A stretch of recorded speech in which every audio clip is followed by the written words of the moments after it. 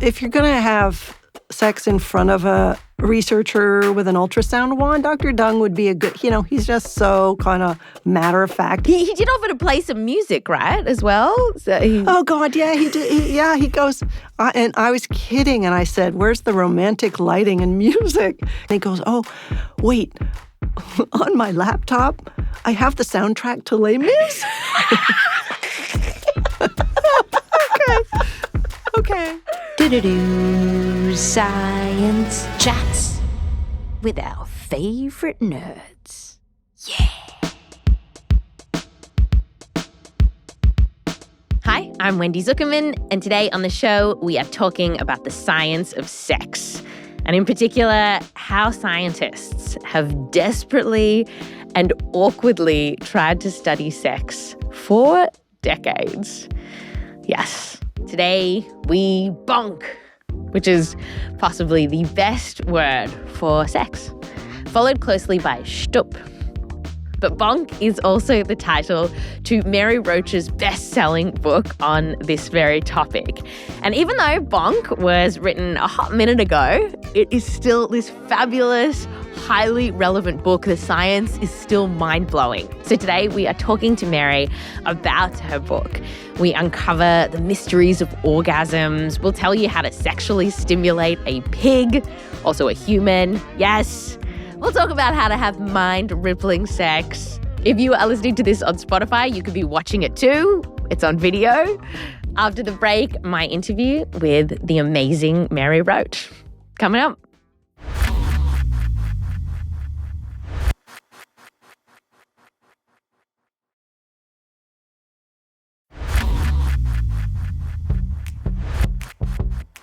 Welcome back. Today on the show, my interview with the amazing science writer Mary Roach, and we're talking about her book, Bonk, which is absolutely fabulous. So let's just get into it. Mary Roach, I'm so excited. It's they say never meet your heroes, but here we are.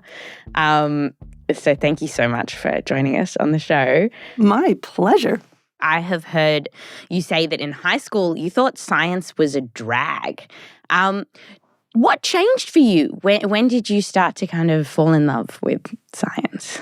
Well, I had that sense of, science was, I equated it with science homework and, the textbooks that I had to read. And it seemed like a slog. And then I started out doing just mainstream journalism, was given these assignments that were so interesting, and they were so I did a lot of traveling, and I began to realize that science is basically you, your body, your computer, your dog, the world. How could it be boring? It's basically how the world works.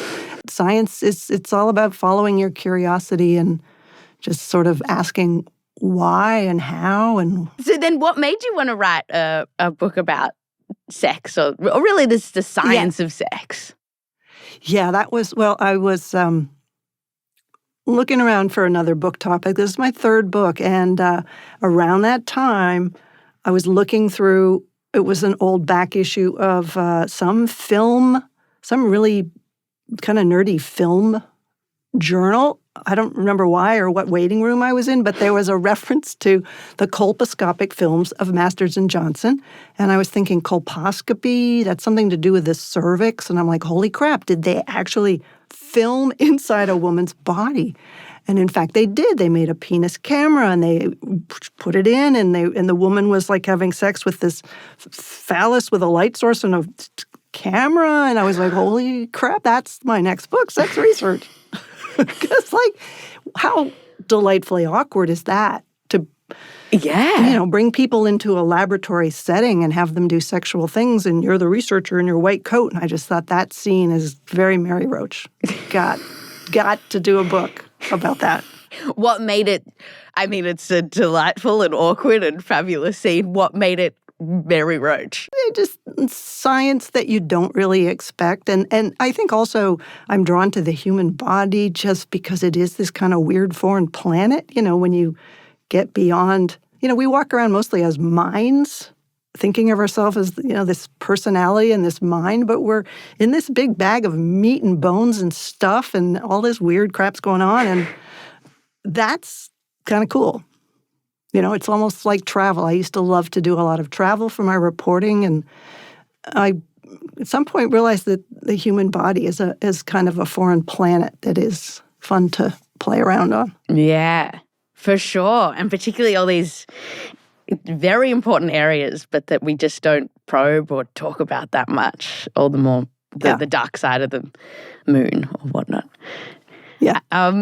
Now, there's this wonderful quote that comes from your book. It's from the psychologist John B. Watson, writing in the early 20th century. And basically, he was a bit miffed at science's reluctance to study human sexuality, which I would say still exists today. And he says that we should have our questions answered not by our mothers and grandmothers, not by priests and clergymen in the interests of middle-class Moors, nor by general practitioners, not even by Freudians. We want them answered by scientifically trained students of sex.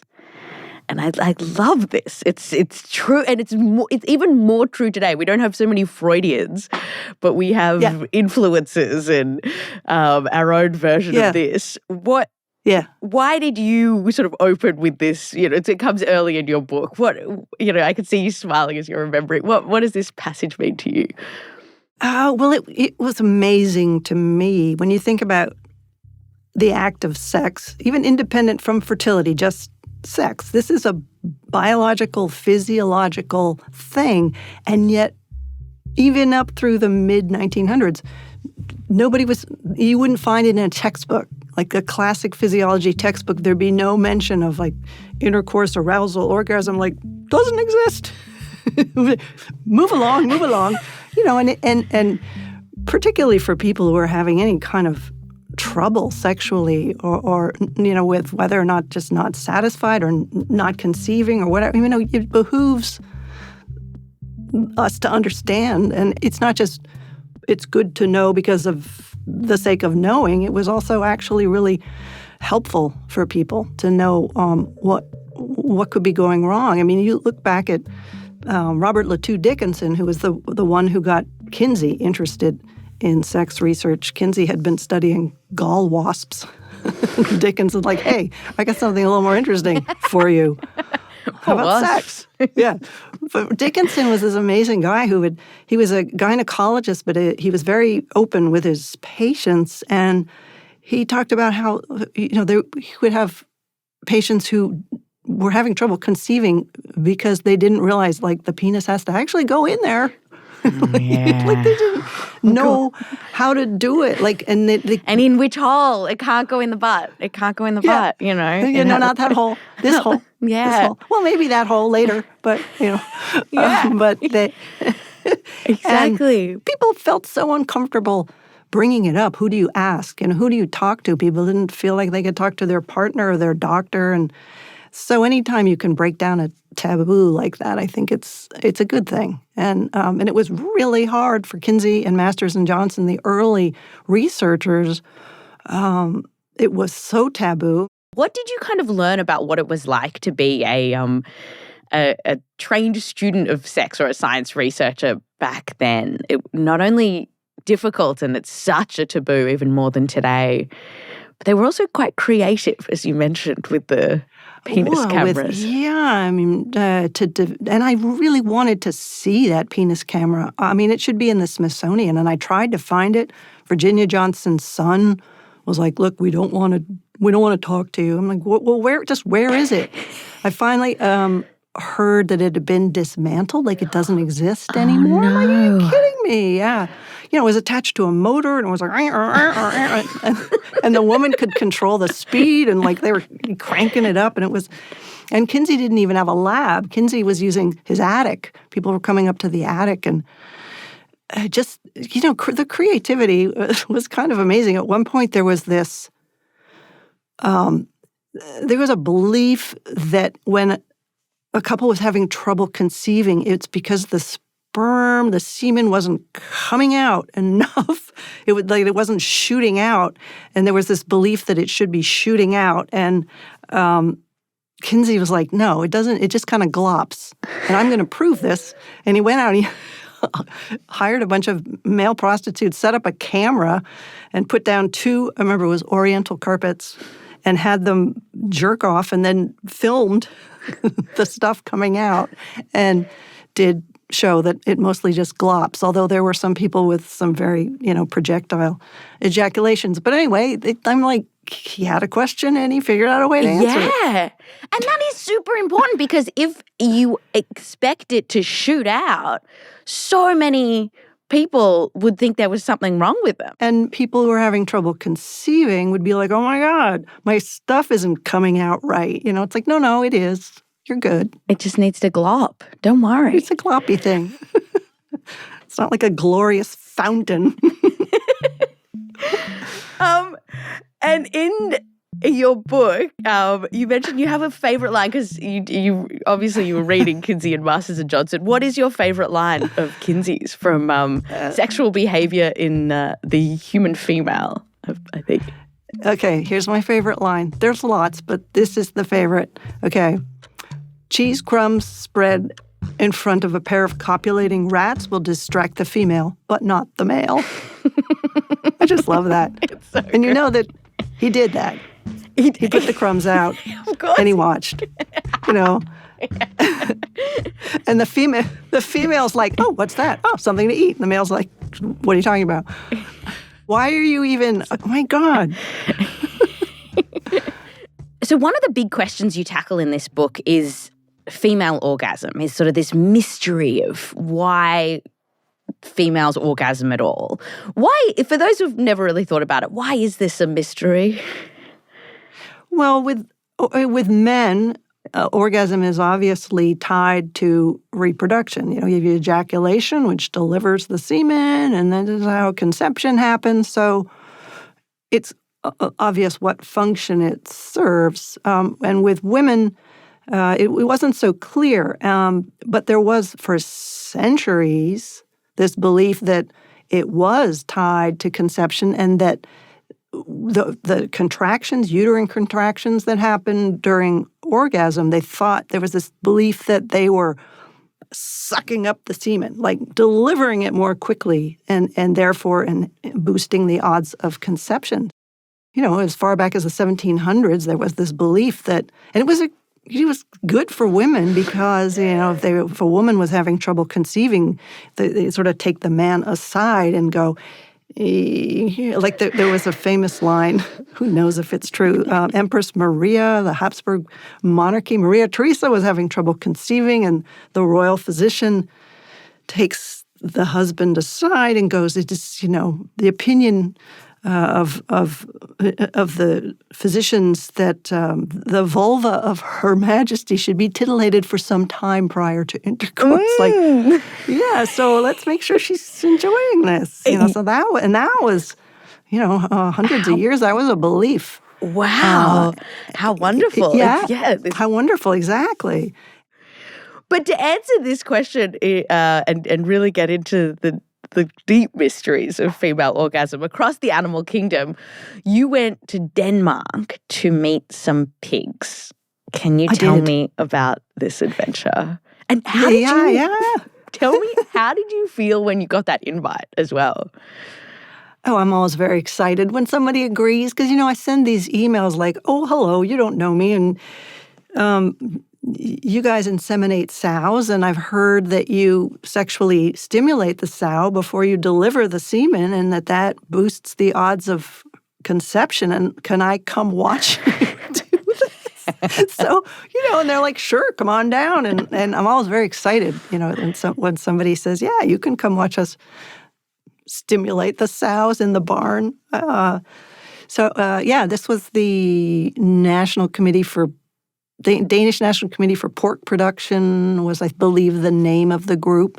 And there's this, I think it's a 6% increase in the farrowing rates, which is how many piglets does it produce? So they had found that if you sexually stimulate a female pig or sow while artificially inseminating her, it leads to a 6% improvement in fertility. So how exactly do you sexually stimulate a female pig? How do you? Oh, Wendy, I'm glad you asked me that.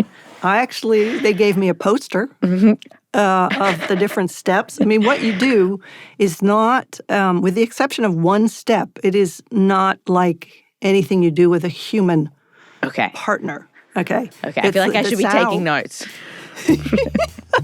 The male, the boar, that is using his snout, and he does stuff like he sticks his snout in the inguinal fold, which is where the thigh meets the torso, and kind of lifts her up a little bit, which I guess is exciting for the sow. Yeah. And then so far sounding pretty similar to what we do, right? Just lifting up and dropping a little bit for a while. Very exciting. Yeah. And then kind of poking around the vulva. Also, with the snout. So, because he doesn't have hands. Right. The guy doesn't have hands. So see some similarities, right? The snout comes in handy. So that's what the worker, the inseminators, are doing. They're lifting. They'll go and lift the sow up like that, lift her up, and then like drop her down a little bit, and then poke around the vulva of the sow, and then they also, and here's the overlap, pigs and people, they lie on the sow's back, which mimics the weight of the boar on the sow's back, and then they reach around and kind of fondle the mammaries, the teats. Oh, interesting. A little bit. And that's the part where I think the Danish pig farmers felt a little uncomfortable. Oh, that was it. That was what tipped them over the edge. That was what did it, yeah. There's a scene in the video where, and I felt it was intentional. This is an instructional video, right? Yes, it was exactly an instructional video. And they have this handsome, blonde Danish young man, and at one point they kind of zoom in on his hand as it's down near the teats, and you can see he's wearing a wedding ring. It's kind of like I felt that they were kind of going, we just want to reassure you, there's nothing weird going on with the pig. He's happily married. It's just like, but I have the poster if you want to see it. Please, I want to see the poster, okay. Yes. It's totally disintegrating because this has been a while, and they must have used, oh my God, it's just falling apart. It's like a little, no. I know, yeah. This is a... It's in Danish. It looks like a pirate's treasure map at this point. It does. It's totally crumbling. It's called optimal reproduction. And did the sow look like she was having a good time? No, the sow looked very bored, but she's like, where are the cheese crumbs? But they told me, or someone told me, look, a pig, like a dog, expresses its emotion and its delight, etc., with its ears more. The emotion in animals is often with the ears, and I was, looking at the eyes and the mouth, so I wasn't tuned into how the sow might have been showing her delight. Wow. Yeah. Pigs pigs have a very vibrant sex life. Not only is the ejaculation going on for minutes at a time, 5 minutes apparently, the female, the clitoris is right just inside the vagina, so it's getting stimulated. So if the sow is enjoying things, then it does affect conception. And I was like, whoa, does that mean, whoa, how do we jive that with, does this mean that in women does this happen also? Because there's a number of studies. There was like hamster and gerbil and other rodent studies that maybe it did affect fertility. Mm-hmm. So along come Masters and Johnson. Masters and Johnson to the rescue. They're like, I don't think so. I don't think so at all, and we're going to prove it. And so they did. Here again, the creativity of these researchers was amazing. They're like, okay, here's what we do. We make some artificial semen, okay? And I had the recipe in the book. I think it involved cornstarch. Anyway, they had to be the right viscosity and everything. They put it in a sort of a cervical cap and installed it, or the woman, put it in, and then they set her up in front of an X-ray machine, and she masturbated, and they took X-rays, because, the radio opaque, so it'll show up. So the semen will show up, so they can see if it's being sucked up during orgasm. And that's what they did, and they didn't see any upsuck. So when the women orgasmed, the sperm didn't move more inside them. No, it didn't. They didn't find that that happened. Also, someone else pointed out that the uterine contractions are expulsive. They're not sucking in. They're shooting out, like they're pushing out, like they do during a woman's period. They kind of help the blood come out. So there was that argument. Someone else then came along and said, well, no, it cycles. During certain parts of the woman's cycle, it's sucking in, and then certain parts of the cycle it's going. So anyway, amazing that all this confusion and work that's been done in the name of proving or disproving upsuck. Personally, I just like to say upsuck because it's a great word. It's an excellent word. Upsuck.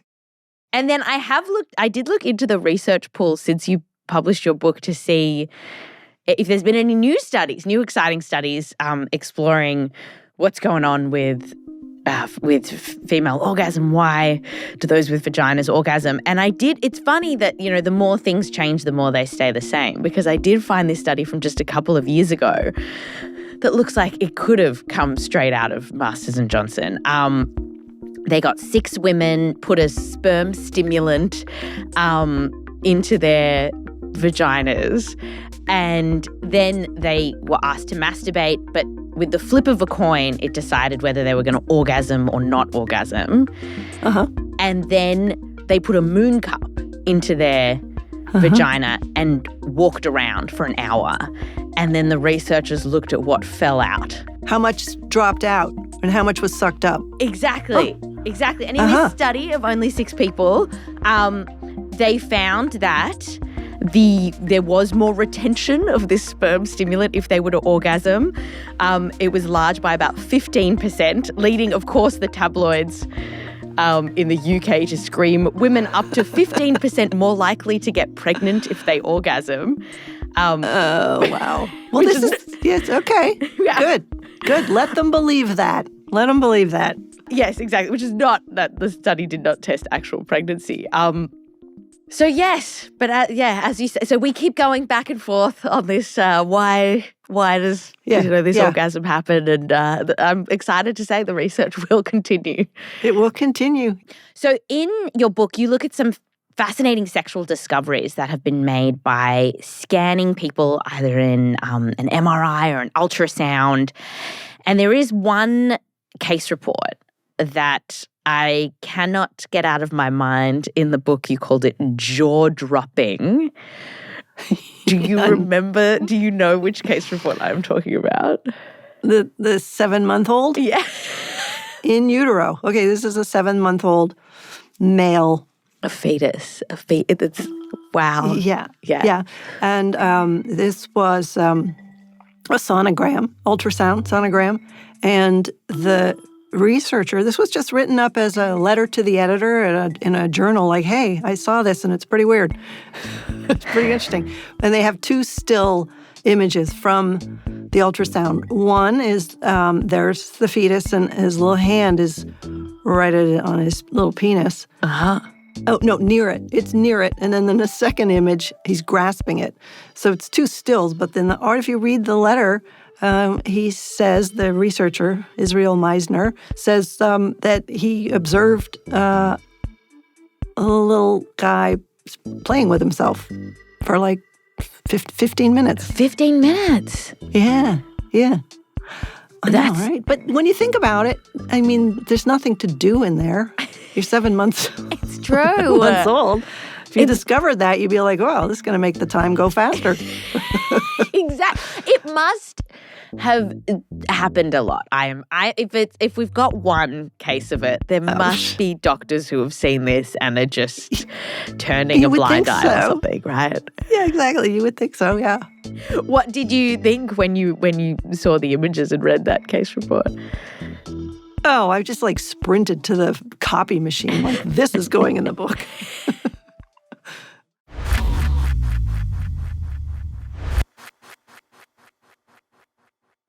This segment is brought to you by the all-new Audi Q3.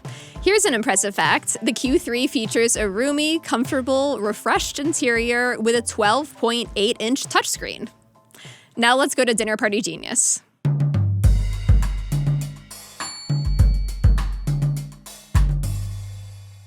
I'm Meryl Horn, and in this segment, sponsored by Audi, we'll give you a fun and delightful science fact that's sure to impress your friends and get the conversation going at your next party.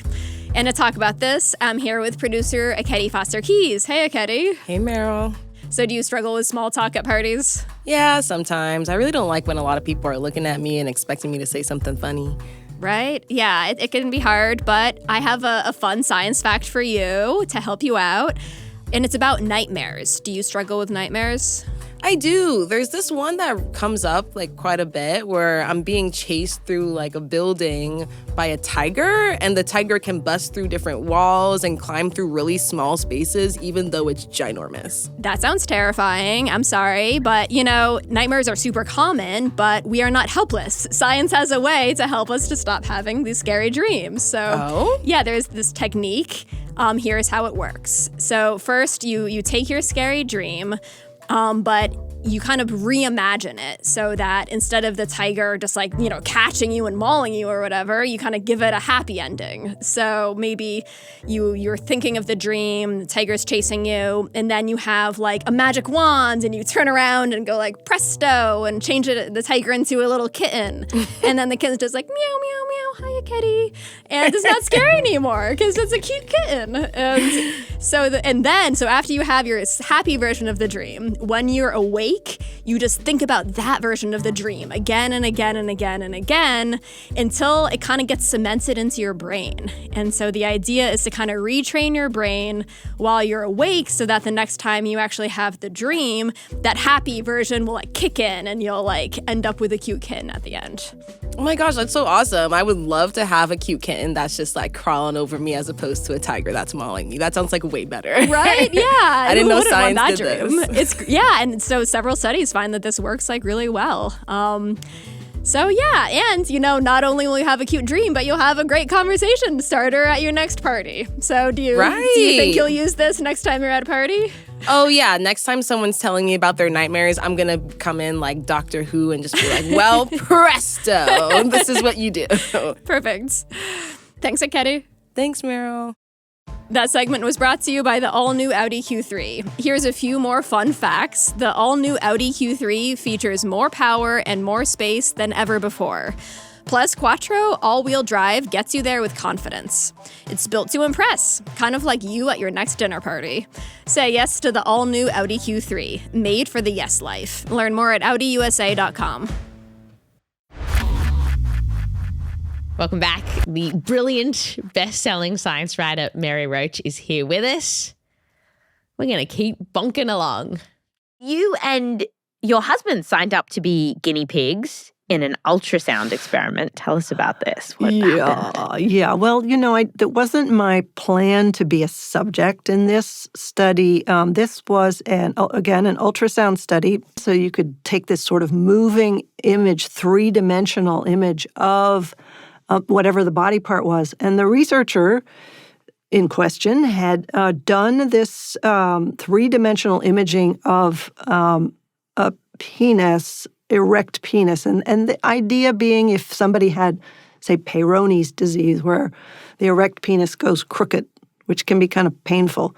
He could preview by by taking a 3D ultrasound movie of the patient's erecting penis, he could get a sense of what he was going to do in the surgery, or that was the idea. And so I wrote to this doctor, Dr. Deng, D-E-N-G, and I was like, wow, and then in that paper he said, and then for my next act, I'm going to bring a couple in, and I'd like to film genitals in sexual congress. And I'm like, I need to be there for that. So I wrote to him, and I'm like, would it be okay if I came to London and was there to observe while you did this project? And he's like, we could arrange that, but I've been unable to find a couple who want to do this. So if your organization can provide a willing couple, so my organization called its husband And I'm like, yeah, I said you haven't been to London in a long time. Let's go to London. We could go see a play. Like, yeah, Jeremy Irons is in something. We can go see a play, and then we'll go out to eat, and we have to have sex in front of some guy with an ultrasound wand. And my husband is such a good sport. He's like, well, yeah, I mean, because early on he'd been like, oh, sex research, sign me up for that. I'm like, okay, here's your chance. And it was so awkward, though. Oh, my God.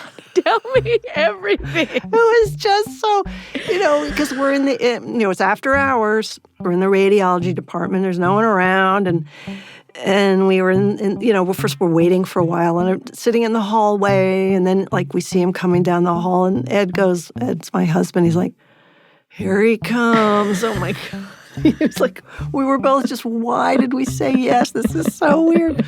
And, it was, if you're going to have sex in front of a researcher with an ultrasound wand, Dr. Dung would be a good, he's just so kind of matter of fact, and he's making conversation while this is going on. We had to lie, he had the wand up to my belly, so this had to be a from behind situation, right? He did offer to play some music, right, as well? So oh, God, yeah, he did. He goes, and I was kidding, and I said, Ed said, where's the romantic lighting and music? Because we're in this, lab with fluorescent lights, and he thought Ed was being serious, and he goes, oh, wait, on my laptop, I have the soundtrack to Les Mis.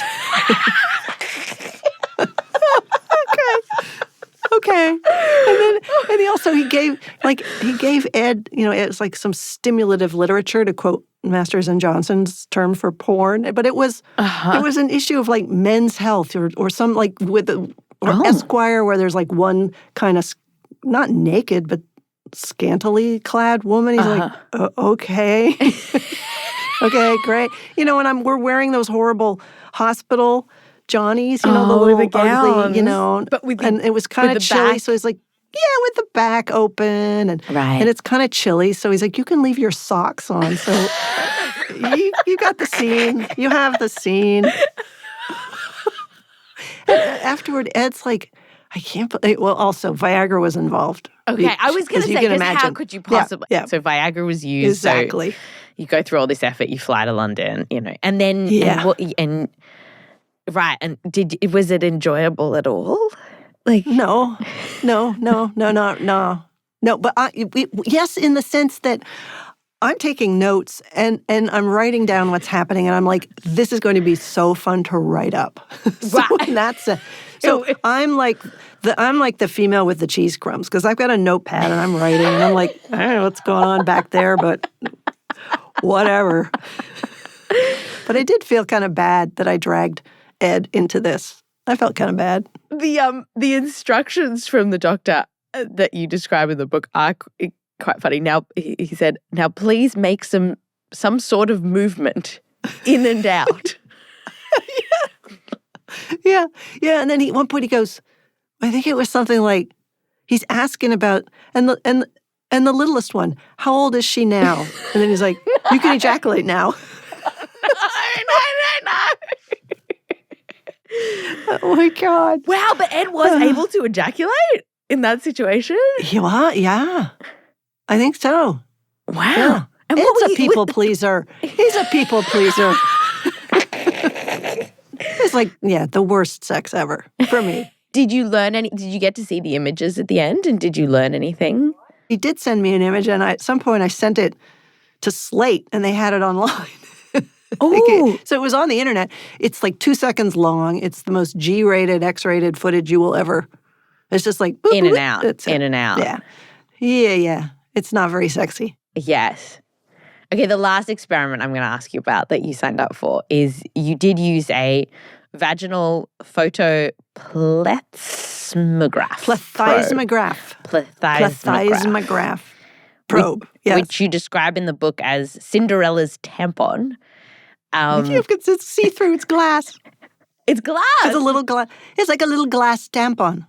Yeah, because this is a device for measuring arousal. It goes in the vagina, and the photoplethysmograph is measuring blood flow in the vagina. And so if you're aroused, there's more blood flow to the vagina. So it's sending out like a light signal, and depending on how aroused you are, how thick and aroused and engorged the walls of the vagina are, it sends a signal back.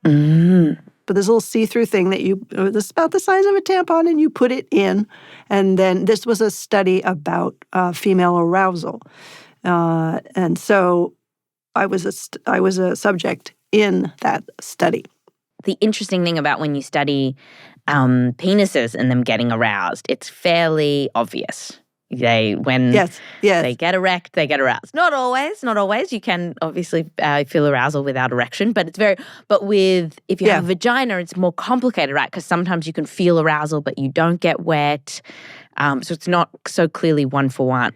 Yeah, so there's the work of, this is Cindy Meston at the University, UT Austin, University of Texas, Austin. She was studying arousal in women. It's interesting because if you show them stimulative literature, stimulative media, pornography, women tend to respond across the board, whether it's gay, lesbian, straight, hetero, animals, whatever. Women tend to have a response. Men are much more, men are like, that's what I like to see, and that's what arouses me. So women will respond, but the difference compared to men is they don't necessarily realize it because they're not getting a boner. It's like there's something going on in there, and you can measure it with a photoplethysmograph. You can measure it, but then afterward, you interview the person, as they did me, and they said, so that, were you aroused? How aroused did you think that you were from this part of the film and then that part of the film? And you, if you say, it didn't do anything for me. It was like some really creepy porn. The guy was disgusting. He had a horrible mustache. The sex was boring. I wasn't aroused at all. They'll look at the ratings or the data that they're getting and go, actually, you were. You were responding. Very interesting. Does that mean that we're not being honest with ourselves about what truly arouses us, or more that we genuinely weren't aroused, but some physiological reaction happened? There's physiological arousal, but it's not necessarily tied to a psychological arousal. Like in terms of you having a satisfying sex life, it's not like somebody's going to say, well, we put a little see-through device in your vagina. In fact, you were responding. You were having a good time. And, you'd be like, no, I wasn't. Yes. Nah. Moving on to then, I guess we've been talking about sex the whole time. I don't know how I'm going to do a segue into just more sex. In your book, you look at the many things that can trigger orgasms. Sex, obviously, or good sex, dreams. But tell us the story of a woman from Taiwan. Yeah, orgasm it's a reflex, and it can be triggered in ways that you wouldn't imagine. You wouldn't imagine, it doesn't sort of jive with how you imagine orgasm. But they're all manner of, people are wired very differently. So anyway, this woman would have an orgasm when she brushed her teeth. And I would think that'd be a delightful thing. Right. You'd be like, you'd have really great gum health. You'd be like, I don't need to go to the dentist because I'm brushing like 3 times a day. Yeah. But it bothered her, and she was avoiding. It's weird. And there was a woman in the book who had spontaneous orgasm, and she was a practicing Muslim, and it was, sometimes it would happen during devotional periods, and it was very upsetting, very disturbing. And there was someone else like rubbing her eyebrow. What was interesting, after I did a TED Talk that was based on things in the book, and after that talk was put online, I got a lot of interesting email from people saying they thought I was a researcher. So people would write to me I got a woman who said, on a good day, putting lip gloss on will do it. And a guy wrote to me and said, every time I ride a bicycle, I have an orgasm. And when I go somewhere, I'm anticipating it's going to happen. And if it hasn't happened, I'll kind of ride around for a while, and it makes me late. It was this whole story. Wow. He's like, so just people are wired in different ways. Right, that it can somehow get that response going. Just triggers that. It triggers that response, yeah. In Bonk, you visit a dildo manufacturing store which had the model of an anus, which was based on a porn star. And in your book, you have in caps lock, the guy's showing you around this factory and he goes, here you have an anus in caps lock. When it comes to the anus, I mean, it is so taboo. I've heard you talk about how, people don't even describe when they have anal cancer and there's no ribbons for, brown ribbons for anal cancer or whatnot, or there's no day for anal cancer. Like it's like anything to do with the butt. Right. Why do you think this is? And why? Because it's where crap comes out, where shit comes out. It's very personal and it's smelly and germy, and so it is. There's all kinds of reasons why it would be taboo, but the fact that it is taboo, there's risks associated with that. Like you mentioned, there's no ribbon for anal cancer. Farrah Fawcett died of anal cancer, and they in the news it was reported as colon cancer. It was like down there cancer. Like nobody really even talked about it. And I remember reading about the early days of anatomy, partly because this was before air conditioning, and it was often hot or room temperature or warm in the dissecting room, and the colon was stinky and full of bacteria. So they would take the whole thing out and throw it away. So nobody was really nobody's looking at it. Nobody's studying it, and even today, I imagine, the guy who does my colonoscopies, he said that his son, for a long time, believed that surgeons were assigned a specialty because he's like, why else would you become the guy who's looking up everybody's asshole? He's like, you mean you chose this?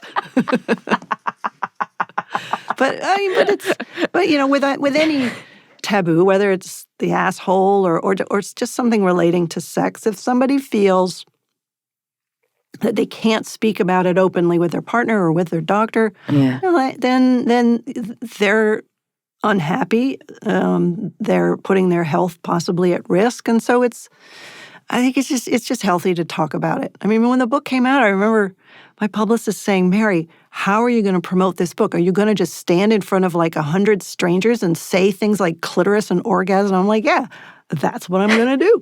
And I think the audience really appreciated that because it would come to the question and answer time and people would actually ask pretty personal questions. And I got the sense that people like appreciated having the freedom to just ask things.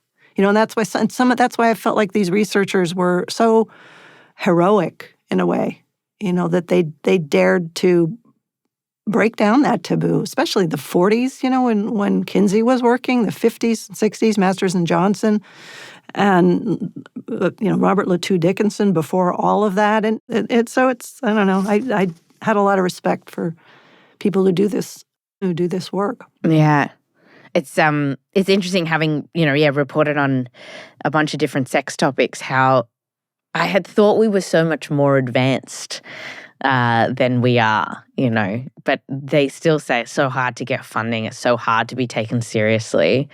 There was Roy Levin talked about how he was at I think it was a conference of urologists maybe, and he did a paper about, I think it was vaginal secretions. He's like, nobody has ever looked at vaginal secretions, what's in them, how are they secreted? Nobody had looked at that. So he's like, I'm going to look at that. Yeah. And he described being in the men's room and inside the stall and hearing people like joking about him in the bathroom. Yeah. And these are MDs. Now, your last chapter of Bonk opens with this line. When I began this book, I harbored a naive fantasy that I would find a team of scientists working to discover the secret to amazing, mind-rippling sex. So, Mary, what's the closest you got? I wasn't finding very many papers just about like what works best for amazing sex. But then I found this paper. It was from 1979, and it was Masters and Johnson, and they brought in, they called them reacting units, couples. There were couples. Okay. They were couples. Yeah. The reacting units, he brought in hetero reacting units, gay and lesbian reacting units, and he actually had people hooking up. So he found that the couples that were actually in relationships, particularly gay and lesbian relationships, were having the best sex. And part of that, he was saying, was gender empathy, which is to say, if you're a man, you know what feels best. And if you're a woman, you know what feels best. And so the gay and lesbian couples, it was very easy for them to, based on their own experience of their own bodies, to know kind of what to do and what feels good. Whereas in the hetero couples, like the men would complain that the woman wasn't holding the penis hard enough, and the women would be like, hey, you're too rough, stop it. So it would be like this kind of mismatch. But also, he talked about just how the couples who were very attuned to the reactions and the arousal of their partner, and they were aroused by that arousal. So it was this really there was this connection there. Yeah, you wrote that they did watch the couples having sex with They did, with stopwatches and data charts, as you wrote. But then they gotta have the stopwatch, otherwise you're just a pervert. You're not a scientist. Exactly. You need a clipboard and you need a stopwatch, and then you can come in and watch. Yeah, and you're right that the best sex, which was being had by committed gay and lesbian couples, they took their time, they lost themselves in each other, moved slowly, lingered. Yep.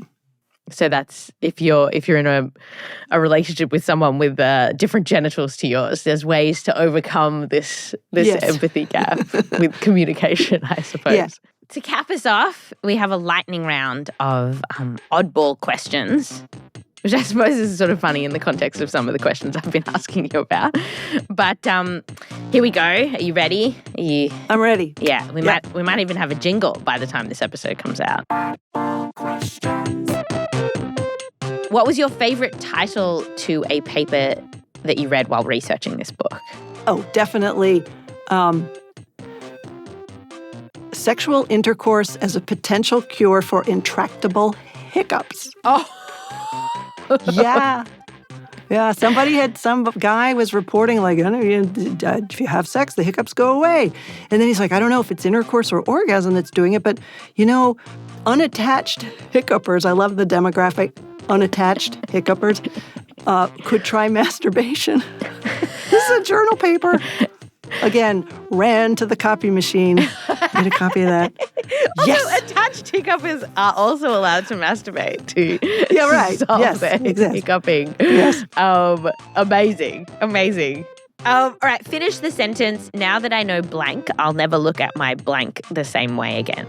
Oh, yeah. Now that I know how a bolus is formed inside the mouth when you're chewing before you swallow, bolus formation, like you eat food, like you take it apart, and then your tongue forms this bolus, this sort of like pickle-shaped thing that you swallow. I don't know, the study of chewing and mouth stuff to me was like so gross that I began to think people should have sex in public but then eat in a room on their own. It's disgusting. They're chewing, they're bolus forming, So it kind of ruined eating out for me for a while. Funnest object sitting in your house? You know what? I brought an object. Okay, really? It's called the Feminine Personal Trainer, and it's resistance training combined with Kegling. Okay, so you insert it in the vagina, and you're lifting this weight. You want to see it? Yeah. Oh my God! Of course I want to see it. Yeah. Okay. Yeah, and so depending on which side goes in, like if you have that heavy side down, that's hard to lift, so that's the advanced Kegling, right? Yeah. I only used it once. How was it? And it was just, it looked like I was giving birth to a doorknob. It's like this thing, like it's, and you're supposed to walk around the house. You're supposed to walk around with it in. Walk around with that? Wow. Yeah, but that's dangerous because if that sucker drops out on your toe, you're going to have a broken toe. Is it heavy? I use it as a paperweight. Not during our interview. You went practicing. Yeah, I just pulled this out right now. It's a little damp. I wrote about it actually years ago for a column I used to write. And the company, it's like this Christian company. And I'm like, really? Huh? And he goes, why is that surprising to you? He said, good sex is a gift from God. I'm like, okay. That's wonderful. Thank you so much, Mary. This was so much fun. Oh my God, Wendy, thank you so much. I thoroughly enjoyed myself. It was so fun. It's such a great podcast. Yeah, thank you. Thanks. And, if you want to try the feminine personal trainer, I'll send it to you. Please. It's just collecting dust. Mary Roach's new book, Replaceable You, is about adventures in human anatomy and replacing body parts. And it's out now. I'm Wendy Zukerman, and I'll fact you next time.